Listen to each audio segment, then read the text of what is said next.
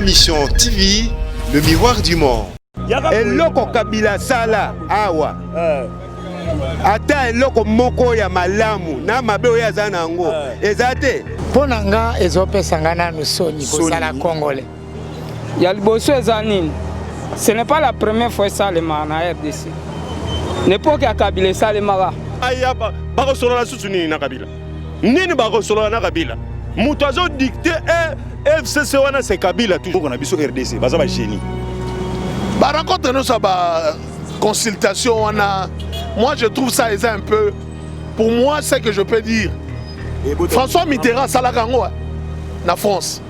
Ça n'a rien abouti. Songa linga pesa Kabila ngam na kolinga. Songa na ça dit yaza ko la sage.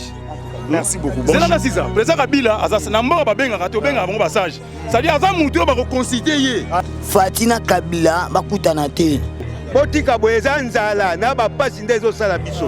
Le temps est venu pour finir avec Kabila.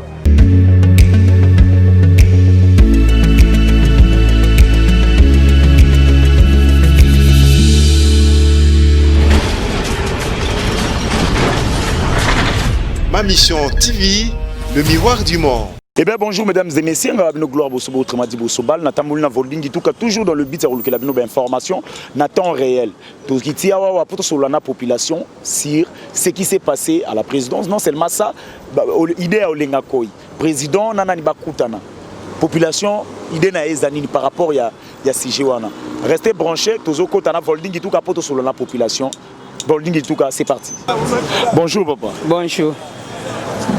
Concernant la situation de la présidence, Batouana Baza suspendi, Batoupe Babimsa qui a image arrêtée, Bino population d'abord, Bozo remarqué à Ondengeni Nipona, causant un professionnalisme, mais il y a un niveau à l'Ipolo. Bon, merci pour nous entendre un micro.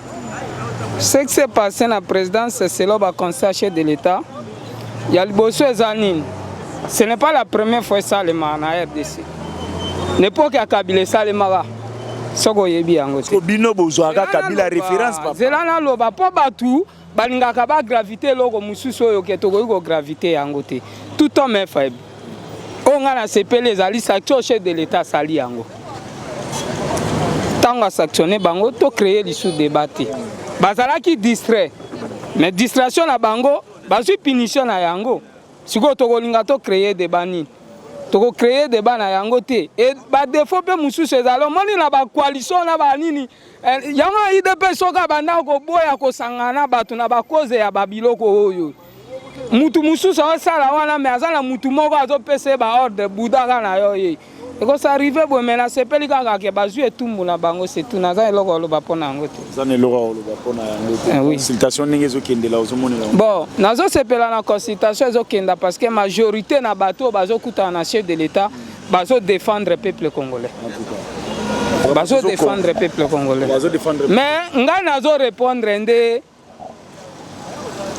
papa oyo ya suki ebele obiso bengaka etumba zazu nani disant nani para olenga koi soka azalaki avocat ya Kabila pa ya chef de l'État atumula biso te nande nini wana olenga koi papa est-ce que l'État autozana eza mabe ngai pona ngai cette unité ya kokutana na Kabila kosola na ye combien de fois bakutani yebisa ngai président na Kabila bakutani combien de fois et longole sécurité na mboko. Est-ce que l'ongoli piaka na mboko papa solution la biso po mboko tozala bien président lokola tiki Kabila c'est fini pour na biso balobaki baza fort baza na 32 députés na 300 quelques députés na bango baza makasi siko ba luka to kuta na lisu nani biso za ba député te bango to baluki te na proposition ya papa ngai naza na nga piaka yo za na bozino na bi papa na bozina yo vanda na yango nga na vanda na nga siko yo zo linga nga to kuta na lisu ni ça doit zo mona ko za na terrain moko pa na nga est-ce que idée olinga ko eza mabe papa toza na besoin ya ko kuta na kana Kabila lisusu te toko luka nini lisu e pa Kabila po nyoso ya sala awa pesa biso yango te ndeso akuta na chef de l'État ko pesa biso yango vraiment na nisuni eniti ya okuta na Kabila akosite oya eza lokola bato anowe ba boya akokota batikala na bango batika na bango ndeko na ngai tala papa oui papa yo papa poussana non merci beaucoup merci idée na yo par rapport ya opinion ya ndeko ezani ni ya lobi ke non bakutana te nga na simbeli yo micro papa idée na ngeza boye bino peuple congolais tozila nano bokonzi oyo toza kosenga yango epai ya Nzambe mpo ekitawa na mabele tozala malamu bango bazali bato oyo topesa bango pouvoir bayokana soki bakobongisa mboka sava ya lobi ke bango bana tina okutana na Kabila te est-ce que ye azali nani ye azali kaka peuple lokola biso nyonso baza bango mibale bayokana mabe esalamaka mpe echangeaka soki bango mibale bakutani bapesani baide mokili ekozala malamu botika boye eza nzala na bapasi nde ezosala biso oyoki tala bato mibale nde babongisaka mboka tala Nzambe alobi limbisa moninga mbala tuku sambo na sambo limbisa moninga mbala tuku sambo na sambo mbala sambo est-ce que Kabila na nani na Etienne Tshisekedi bazalika bana Nzambe bango nyonso bakoteyana bakopesana mayele Kabila mwana Nzambe te azana mwana sata bon ezali na eloko mosusu ata moko ya sala ya malamu yo yebi yango te tuna bango papa eloko Kabila sala awa ata eloko moko ya malamu na mabe oyo aza na yango eza te talaka boya boye oyo aza na mituna ya kotuna atuni ngai naza koloba polele soki kisasa ezoyoka ngai soki kisasa ezoyoka ngai mokili mobimba ezoyoka ngai botika ene botika jaloux botika bato mibale wana batuna nga bakestion na korepondre bino oyo ezali mboka na biso kozala ni bon nga nangi natuna question ya papa lobi Kabila il faut bakutana na chef de l'état mutu soki asali mabe balimbisaka ye nangi natuna papa question moko Kabila toya boye totika koganga kuna papa toya boye papa soto lingi to loba toye koto merci papa na lingi na tuna papa Félix na Kabila bakutani combien de fois bayokani combien de fois est-ce qu'après sanga après koyokana na bango et abuturi ni n'est pas na biso tuna na ngwana tuna nga répondre nga nano combien de fois Félix akuta ina Kabila basoli soka opesa nga nombre na ko voler ko tuna ye ba question en tout cas papa question na merci question na ye alobi moi alobi bien nde bakutanaka kasi bayokani ke ba oyo nyonso ba opposant nyonso baya bakutana mbala oyo bazwa décision moko oyo décision wana soki salamité to loba nini bango mibale babalana kasi toza koluka nde donc mboko oyo ya biso ebonga papa kozala na haine te kozala na jaloux te bango nyonso babana biso nyonso bokoko na biso na ada yaka tuna papa mutuna oui bokoko na biso nyonso eza mindele ezala baindo ada mutu auta wapi na mabele to na wapi papa yepe bia tuna mutuna yo papa zo tuna mutuna no papa pezani yo ki papa ninga zolo bozo tuna mutuna to lingi lo balikam ngai pona ngai na lo baboye Kabila tonga za kya bendikapé baze bele ba osenga mbongo na boulevard ye asai kata ONG moko te ya défendre na longa bendikapé wana basala métier baye balobi babima bato babanda otanga ya bendikapé musu baza Maman Olive Lemba tambola kosunga bato yo mona kate Maman Olive apesi bambongo ya pe bato biso to mona ngote kaka nde ezoloba na yo to peka epana nga na moni yango te papa zoloba mutuna ni otuna ngai posa nga eza boye Fatina Kabila bakutana te Fatina Kabila bakutana te pa o bakutani papa loba yo ngai na lini Fati amemaka mboka na ndenge esengi pa ye na beton papa oyoki mutuna na ndeko abike tina na ye et tuna Kabila ezate merci zila opinion eza partager bandeko na ngai tozo solola bien omoni ye aza handicapé te aliaka na maboko ya batu aza na musala moko ya kosala te yango wana na lobi est-ce que mokili ebandaki na liloba pe mboko oyo il faut etambola na liloba tozala bien. Yango na réponse na ye ezali ye Kabila.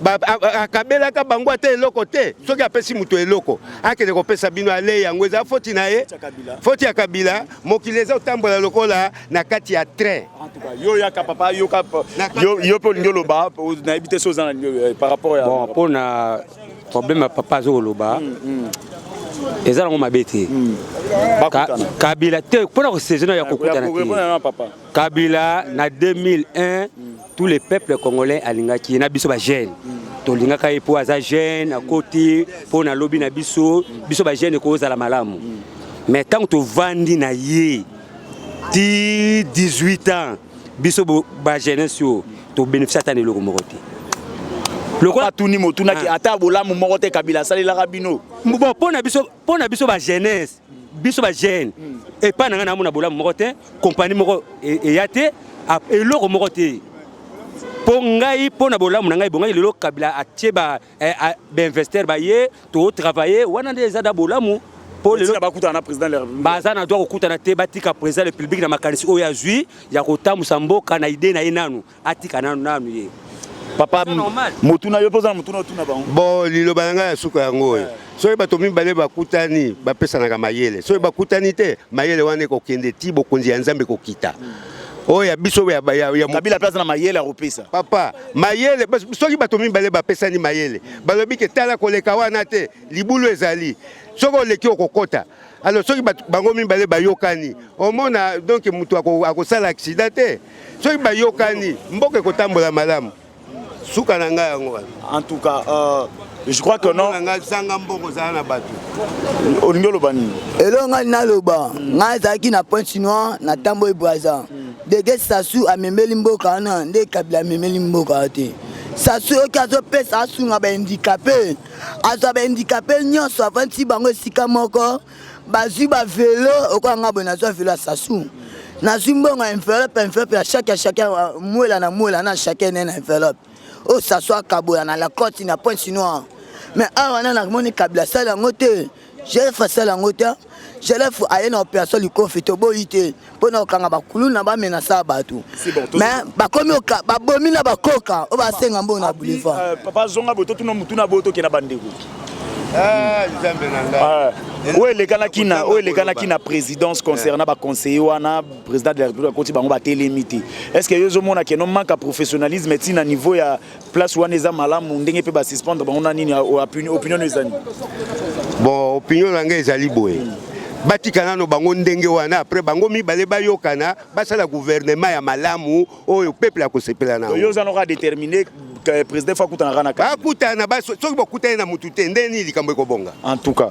tozo continuer papa opinion na yo par rapport à ce qui s'est passé à la présidence au monyango ndengeni bon ngana koloba na koloba boye wana eza nango ba na koloba na ko ba benga ba plagiat oyo ezali ba plagiat ezali ba distraction oyo ezali état na ebiti eso omona na Afrique dernièrement na blaki makambo ya mfumu ngimbango na libeko spiritualité ya mboka Congo po boye bagati ça dit que intérêt ni ndango ya kolanda ba biloko wana o basaki biso na posa ki mboka est développé papa zolo baba za na malamu ndenge za na mboka ndenge za na bato parce que mona tele mboka so biloko no mona ngote ça rien à voir avec président Kotaki ba tele makite wana ngana olobango ça dit que et le bino ngoyo eli manki yoko ya professionnalisme ça dit président Koti na obenga faute ya protocole parce que neto ça beso to fandi awa et que mouvement respect ba ça nini à l'autre nous sommes au téléma bon wana président Koti ça dit que protocole peut-être à qui distrait ou soit président pas que l'homme a sali bango lokola eloko moko boye bazai qui dit ba biloko mona bon oui pour ça là ça dit que moi erreur moko ezala na kati wana donc wana pona wana eza biloko na ba distraction ba suspension on a bato ba binisa ki nini ah wana uma manda te mboka to na posa makambo na te to na posa ke yo za la malamu ya za la malamu ata muta pusa salaka bata pusu basa na association na bango ya bata pusu ndenge ndeko lobia wa zali nikape bango bana association na bango mboka etambola na ba association wana ba distraction ba biloko bolanda te to landa makambo yo mfumu kimbango aloba na biso na makambo tata ondalebisa biso tolanda yango na makambo basa o baninga zeto zomona lelo ba grille de réveil bato kuna ba groupe skill est-ce que Bible Jésus Christ anga yaka lobeso biloko ndenge ona tolanda ka ba signe te bana Israël ba makana ba signe de temps RDC loko yebla kabino te ba signe de temps no boyeba yango te so te likolo ni eza kuna initi tala likolo boye et comme ndeni ça dit que mvule zoya babi après la prise c'est le beau temps basine de temps photo yeba net na minute le losi di Tanzanie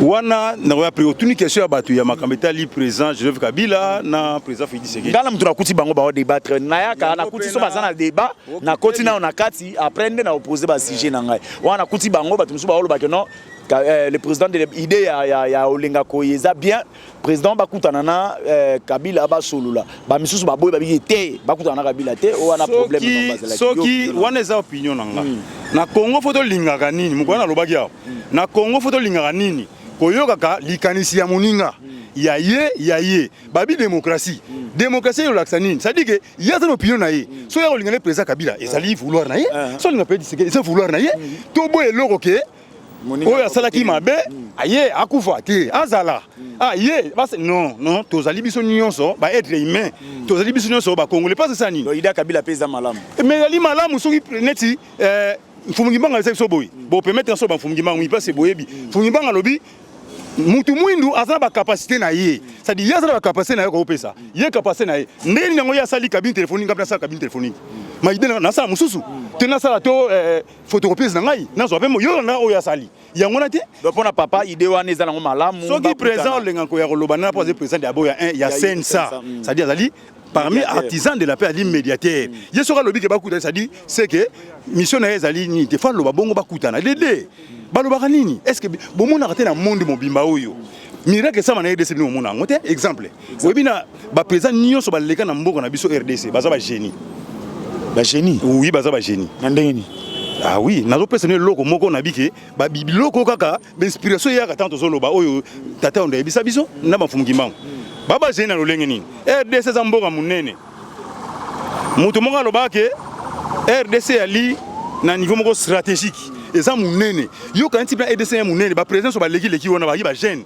ba ko dije mboko président Kasavu d'abord bazala ba jeune mais azui courage ya bana mundele ke to wana poste indépendance le wana mindele ba mindele ko santé ma ndefu mila yo ko lobana été mais akozi courage wana na ba lumumba ça dit courage ko yana ngo déjà yangona de tissé le père yawa abena sonine abi il faut éliminer la paire c'est-à-dire que nous semence mo dans autres na kati na yo ezaka na yo te po oyeba ko lobaka mission na yangwana deuxièmement président Mobutu etenga ye azaki jeune azo pouvoir na je crois ba 30 ans aki mona muke ne diono za ba peso dije des okoka na ba niveau nyonso c'est-à-dire o dije ba tu nyonso mukile na ba kufa ko dije bango na ba to mo yo ko dije bango na ba o tu ba ko dije bango c'est-à-dire faut ça mais dilo ne za gyot concernant sujet na biso donc baya na tangi na biso za mo ebele ba tu oui na expliquer pour na ba pesa ba ba chenine na tangi bango nyonso oye yo na pesa mais faut ba kuta na po pesa bien nga za na ba lo ba ki akuta na te et bongo te c'est-à-dire to lo ba sagesse na bi mutu na ba capacité mutu ko linga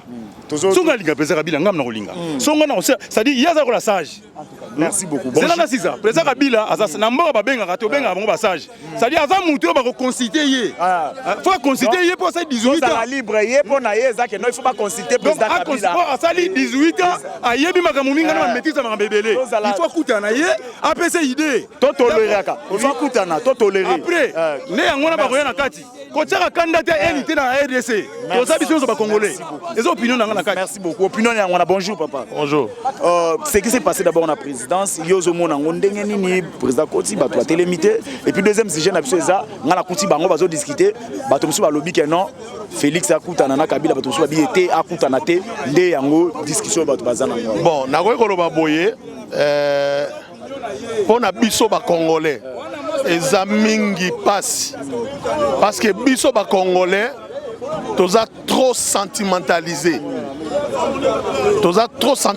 par rapport à quoi parce que ngana lingaka mutu wana te soki mutu wana koti donc naza contre ye parce que ngai naza na tribu na ye ata nazaki politicien te nakomi nani politicien mpo na nga na obenga ngo eza désobéissance premièrement parce qu'il est le chef de l'État le garant de la nation il mérite cet honneur là na basens nini lorsque le président entre dans une salle ou soit la cérémonie moko boye il mérite cet honneur là président za moto te que non azala na ba genre moko ya ba marque te président aza président aotikala président mpe bazwi mbano na bango donc wana totiango point d'interrogation sikoyo Kabila na Faci mais ce qui est primordial rencontre nous ba consultation wana moi je trouve ça un peu pour moi c'est que je peux dire François Mitterrand salakango na France ça n'a rien abouti. François Mitterrand salakango Jacques Chirac azaki partenaire naï. Et d'ailleurs, François Mitterrand a salakango parce qu'il était majoritaire. Tu as combien un niveau pour dissoudre le Parlement parce qu'il était majoritaire. Mais notre président, il n'est pas majoritaire. Donc il y a une réalité. La réalité est en oh, c'est important. Bakutana kina Kabila. Ba solo laki. Ngai na otoyibi. Tozalaki ata kozalati. Mais bakutana lisusu. Ba solo là. C'est normal. Ba yeba. Pourquoi le pays ne marche pas? Pourquoi l'économie est bloquée? Ba solo la bango na bango. So ba solo li.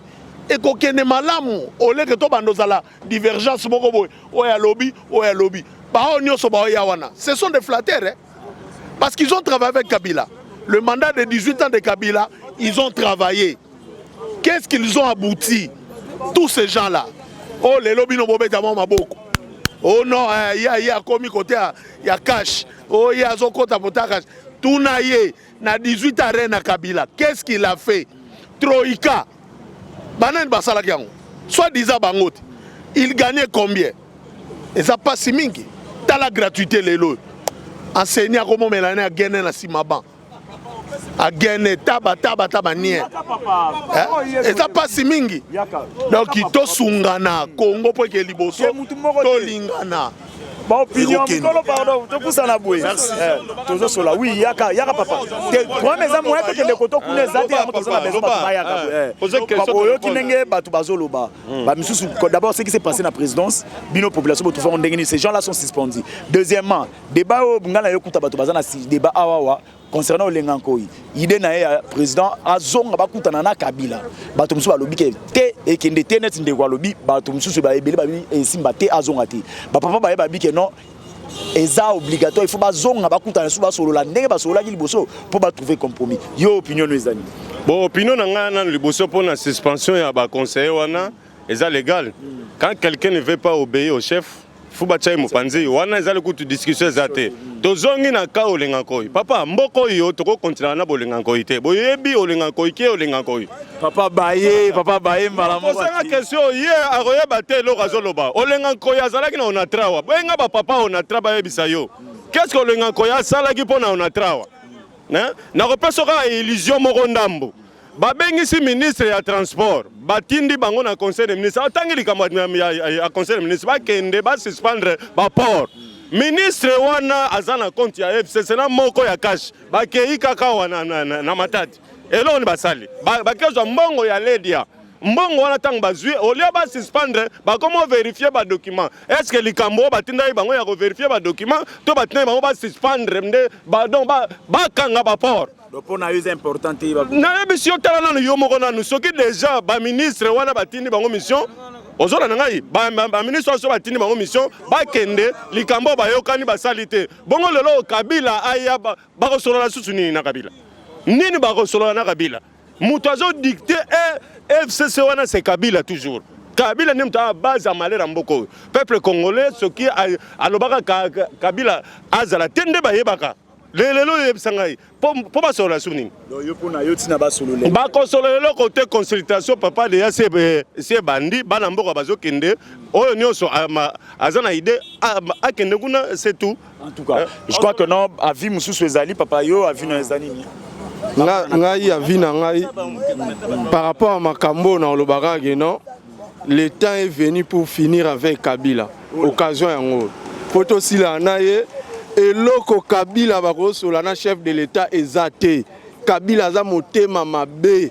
pas nyonso ba congolais c'est Kabila ba sololi trop et loko maro sini motuna tabola moko te Kabila sala bino penda pour reconnaître été Kabila dégage anyokoli biso trop nyonso ye mtabe bisarango soka zongi pa na ye en tout cas akobebisa lisusu. Merci beaucoup je crois que non papa eloko moko nalingi naloba mpo na nga ezopesa nga nanu soni kozala congolais puise koyoka ke les 338 députés oyo bazosala majorité ya FCC olie baappartenir na peuple mais baza badéputé ya un individu peuple ya côté mais biso yeyo bato tofotaki mais oui que peuple musu pe bazana bango pe bana peuple mais alors badéputé ekomi badéputé ya Kabila wana nazomona yango compliqué peut-être yo journaliste okolimbolelanga mwa moke 338 députés ya Kabila ya FCC Kabila bon FCC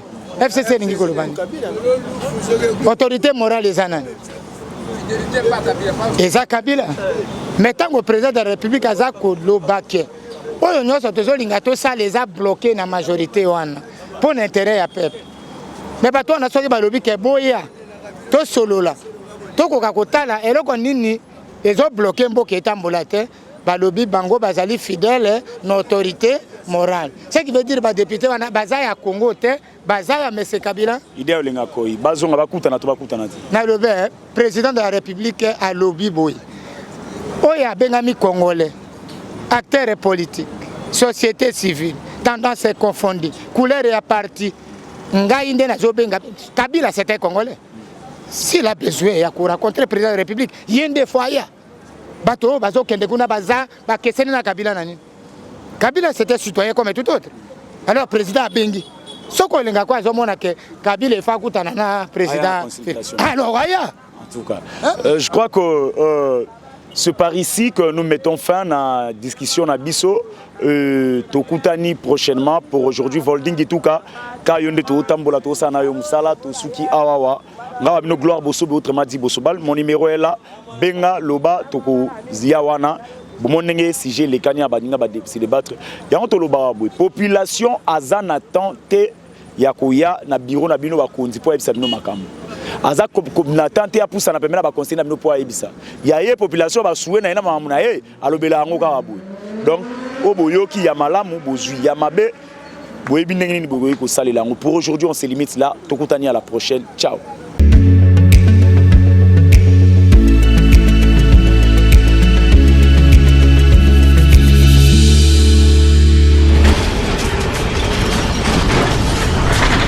Ma mission TV, le miroir du monde.